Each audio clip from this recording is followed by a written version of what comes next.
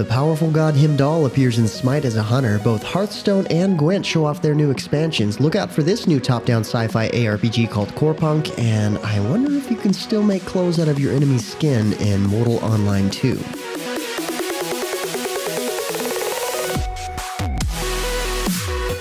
What's good, everyone? James Blonde here with your weekly recap for gaming news and announcements for the week of December 13th, 2019. I'm finally getting over my cold, but I figured I'd keep the softer approach to the voiceover, or at least somewhere in between. It seems like Christmas has come a bit early, so we're kicking off this week with a few new MMO announcements. First up is Corepunk. Corepunk is a top-down sci-fi ARPG with quite a bit of difference from the usual MMO formula. The game features an open world with rich environments and a non-linear story, which means you can take on quests in any order you choose. Each hero has a unique fighting style and abilities, which can be specialized further through attributes, talents, and artifacts.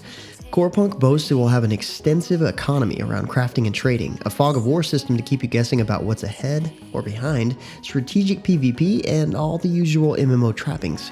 We'll be able to get our hands on the beta in late 2020. New MMO announcements are a rarity these days, so let's roll on to the second one. Mortal Online 2.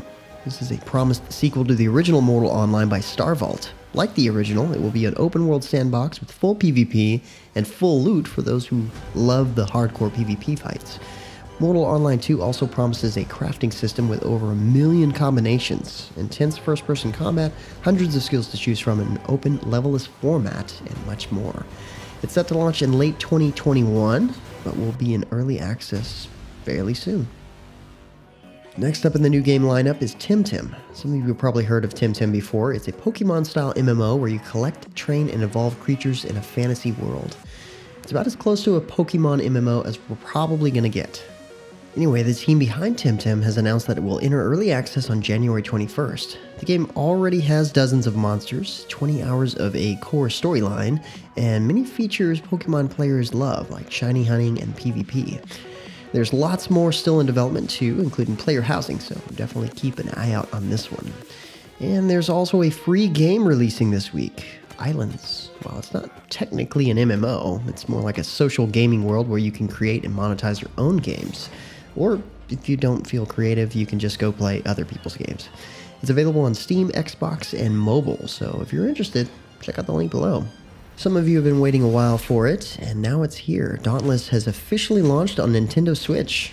Yes, the definitive monster hunting MMO can now be played on the Switch in addition to PS4, PC, and Xbox One, and it has crossplay, so you don't have to worry about losing your progress on any platform. There's a free new cosmetic pack in the Nintendo eShop if you've got a Switch too, so it's worth grabbing that even if you plan on playing it on a different platform. Alongside the Switch launch, Dauntless has also launched its new Storm Chasers expansion, which includes the fearsome new behemoth Malkarion, the Escalation Challenge, and of course, new gear to forge. Speaking of large and dangerous creatures, Hearthstone has launched the Descent of Dragons expansion this week. The biggest card in the expansion is Galakrond, a resurrected proto-dragon that comes in a different type for 5 different classes. Galakrond can be upgraded during the match using new cards and the new invoke keyword, upgrading him to a deadly force if your opponent doesn't stop you in time. The expansion also introduces side quests and a new legendary quest to match with the theme.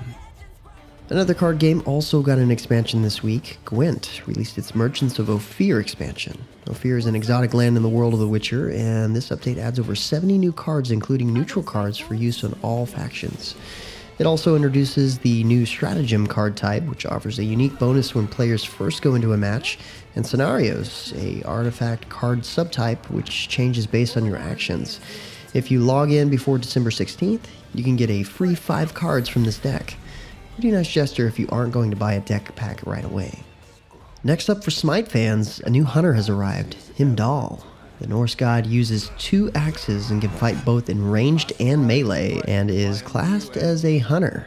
Heimdallr can gain visions of enemy gods, giving him great map control and also boosting his physical power while they're in vision.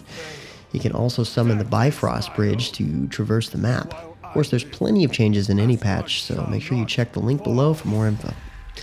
If you're a fan of the more classic anime-style MMO, NosTale has launched its Act 7 update this week, which they boast is the largest to date, titled The Orcs and the Celestial Spire. The update introduces the new area of Critias Island, which has a total of 17 new maps. The story here revolves around the prophecy of an orc tribe, and to solve these new quests, players can learn new passive skills, craft new equipment, and enhance their gear with the new rune and tattoo systems. There's also 3 new raid battles, so prepare to be at your best. The first part of the Act 7 update was launched this week, but NosTale will launch the second part soon after the new year. MapleStory 2 also updated with its Kritias expansion this week. This is a major new expansion that adds 23 new areas, raises the level cap from 70 to 99, and expands the game's main story. It also introduces new mastery skills, the new World Events Legion Battle, and Gigantica, and much, much more. Over on the Xbox One, Vigor has begun its first season, titled Preppers. The season launched with the 1.2 update this week. The update introduces new tools, including the contact bomb, transmitter, and alarm trap, plus new weapons, challenge types, and other quality of life improvements. One of the biggest things in this update is the introduction of the Battle Pass, which gives rewards for XP earned. There's one available for everyone, in addition to a premium pass for those who want more. And of course, Vigor's also getting into the Christmas period, so prepare for snow and holiday cheer as you brutally destroy your enemies. Other military shooters are also loading up their last updates of the year. Armored Warfare has introduced the cinematic-style Last Patriot battle path, which features 50 missions and plenty of American Pride rewards, including some rather unique tank skins. Meanwhile, World of Warships has introduced shipbuilding, along with a host of Christmas activities and freebies for players. Crossout is also getting into the Christmas spirit with a few new winter-themed events, plus a brand new PvP map, so there should be plenty to explore this holiday season. But with that said, that's about it for all the major news and announcements for this week. For more information on the news topics, check the links in the description below. Feel free to discuss the news, or even more news in the comments below, and don't forget to like, subscribe, hit that little bell icon to get notifications, and of course, share this video. But until next time, guys, that's going to be it for me. I'm James Blonde. See you out there, gamers.